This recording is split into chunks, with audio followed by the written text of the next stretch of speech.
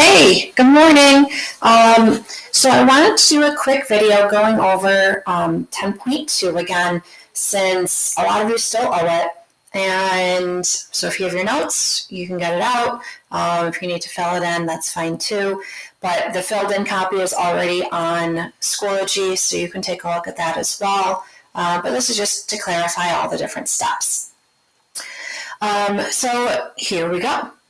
The U.S. income tax system is an enormous source of revenue to the government, and the tax code has become very complex with numerous special expectations and rules. In this chapter, we'll cover only the basics. The examples are meant to illustrate the income tax system in general, as it's impossible to cover all specific cases in detail. We'll also discuss the changes that were made to the federal income tax laws going into the 2018 year. So really, we're just going to briefly look at it. Sorry for the dog barking. She's a little annoying. So everyone gets what's called a standard deduction. So the first step to calculate the income tax to be paid is to determine just how much income is subject to tax.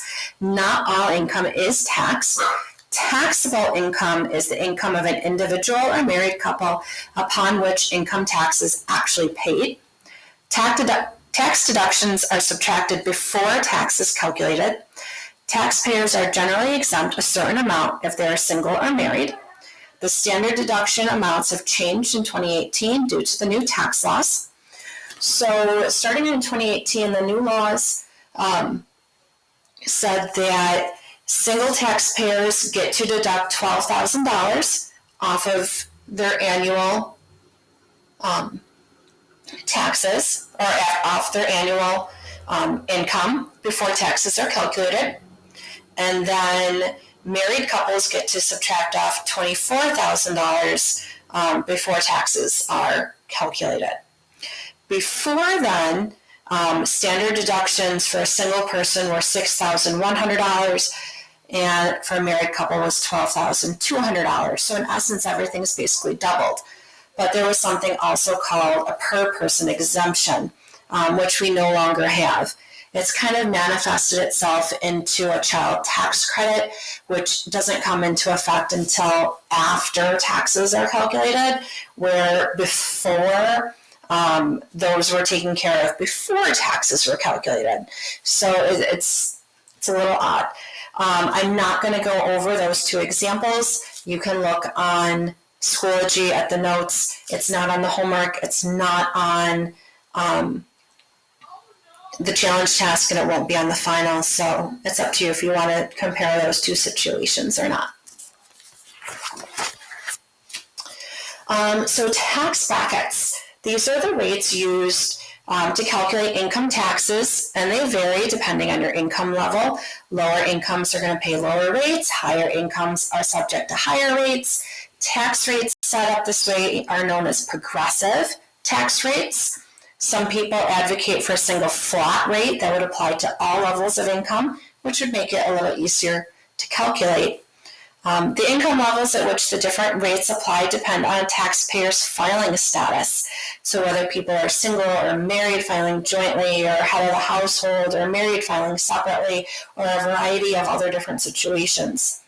Below are the two most common tables. The other ones will work the exact same way, but we're just going to look at these two.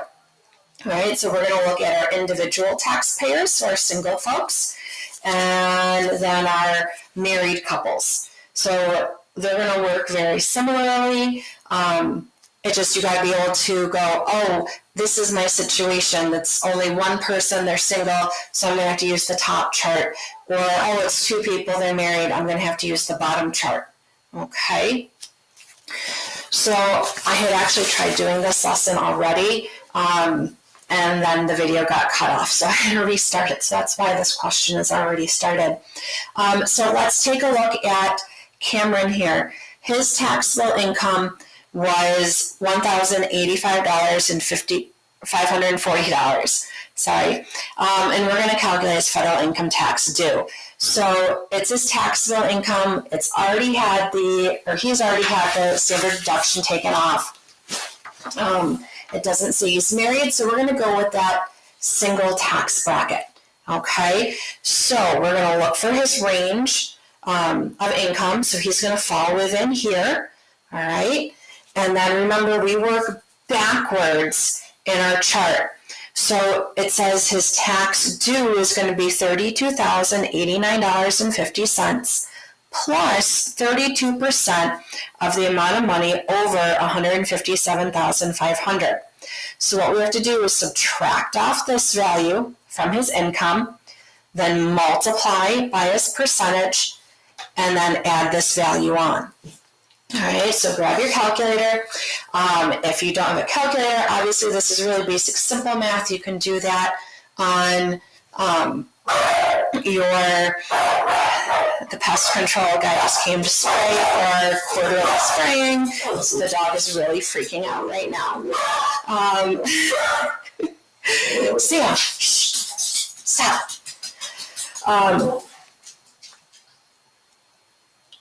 So anyways, I lost track. If you can use your phone because it's basic calculations, or don't forget, I've sent you multiple links to download an actual graphing calculator right on your Chromebook. It's free through the middle of August. So if you want an actual graphing calculator, it's there for you. Okay. All right. So we do that. I'm going to take my calculator off. So we do our subtraction, and we get $28,040, and then we're going to take that amount and we're going to multiply by our percentage. 32% as a decimal is 0.32. So that is $8,972.80, which we need to add on again $32,089.50. Samantha, shh. For grand tax due of $41,062. He is spraying right outside the window. So $41,062.30. Okay, let's try another one. We'll see if the dog flips out again or not. So now we have Zoe. Her income is $43,950. All right. So again, it looks like Zoe's single. So we're going to look here. So 43,000 looks like it's within this range. Okay, so we're going to move backwards on this row. So we're going to subtract off the 38,700, multiply by 22%, and then add on $4,453.50. So let's go through and do that. Okay, so we'll do our subtraction first. And we get 5,250. Multiply by the 22% as a decimal, and that gives us 1,155. And of course, add on the 4,453.50 for a grand tax total of $5,608.50. Okay. So then Ray and Morgan had a combined taxable income of $83,772. Calculate their federal income tax due. So now we're married. We got a married couple here. So now we got to look at that second chart. Okay. So we get that set up, 83772. So now we got to look down at this second chart here. So we got to shift our gaze down. So they're at that 83 range, so it's going to fall in here. So we're going to work backwards again. So we're going to subtract off 77,400, multiply by our rate of 22%, and add on $8,907. So here we go. So we subtract off the initial amount. We're left with $6,372. Multiply by our rate. That gives us $1,401.84. Add on the $8,907 for a final tax total of $10,308.84. I finished it right before the dog freaked out. All right, let's try one more.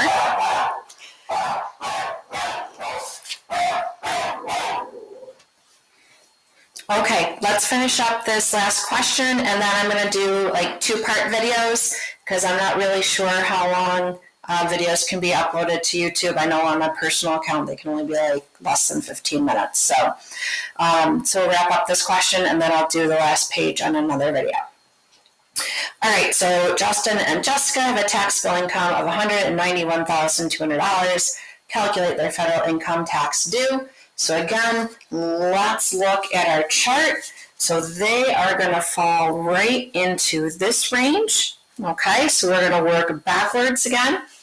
We're going to subtract off $165,000, multiply by 24%, and add on the $28,179. All right, so here we go. So we do our initial subtraction. And that gives us $26,200 multiplied by 24%, which is $6,288. And then we're going to add on $28,179 for a grand tax due of $34,467. Okay, so we're going to stop here for now, go to the second part to see how tax credits work. All right, thanks. Bye.